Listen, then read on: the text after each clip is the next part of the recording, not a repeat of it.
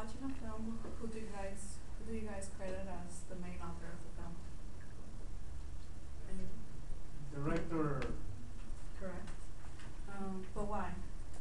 Every year the Academy Awards honors the best in film. Most people do not watch this award show because it's very lengthy, and people miss out on seeing the best of the directors. So as a filmmaker, I have experience in the directing aspect, and I find it very interesting because it's true the director is the one in charge of the creative aspect. So learning about the auteur theory is very important, I believe, for you guys because I will teach you guys how to appreciate the creative aspect of the director. First, I will discuss the history behind the auteur theory, and secondly, I will discuss the impact that Francis Truffaut has with the auteur theory, and lastly, how critics criticize the auteur nowadays. So first, what is the auteur theory?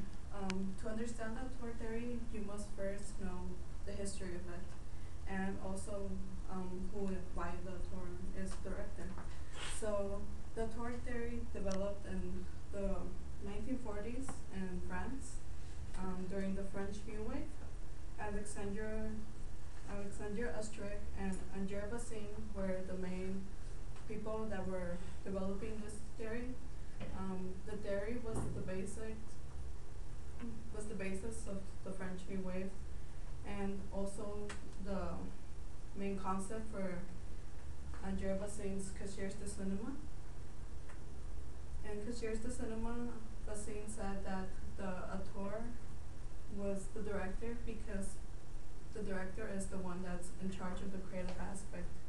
The screenwriter is the person that's the one making the script, but they're not the ones creating the creative aspect. So why is the director the auteur? According to Alexandre Astruc's interpretation of camera pen, the director must use the camera as their pen to create the big picture. This is a concept that most directors like me use because when we're creating our moving images, we're trying to show off our mise en scene, which is our image. So now that we learned about the auteur theory, let's move on to Francis Truffaut. So who is Francis Truffaut? Francis Truffaut was a famous French filmmaker. He once said, "There are no good movies and bad movies, only good and bad directors." This is very true. In an interview that Francis Truffaut had, he said that his inspiration for this quote was from Gerardux. Gerardux was a famous playwright that had a view of directing, of viewing how the plays were directed as well, and he categorized the great plays from the bad plays. And Francis Truffaut developed this idea from that, and Truffaut was very important for this, for having developed a greater aspect to the auteur theory, because he said that Hitchcock was the first great auteur that film had. Hitchcock was a great characterization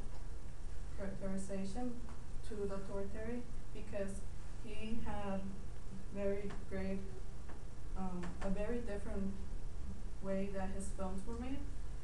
Showed that he was the director of the movie from his phobias from movie to movie. He showed that he was the director. Now that we've talked about Francis Truffaut, let's move on to how a movie should be criticized from the auteur aspect. So it is obvious that the director is the auteur of the movie.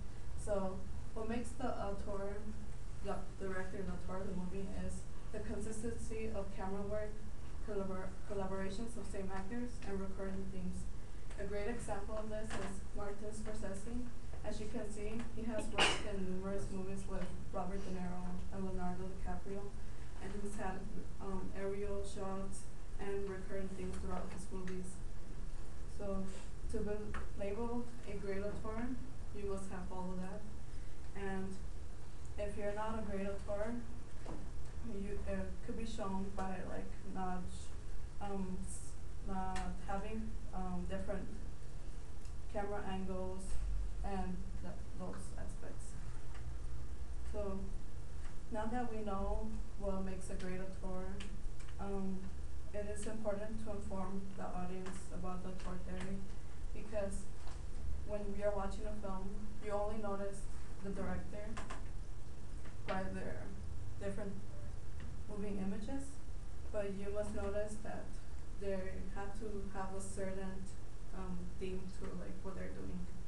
So first I talked about the history of the auteur theory. Second, I talked about Francis Truffaut.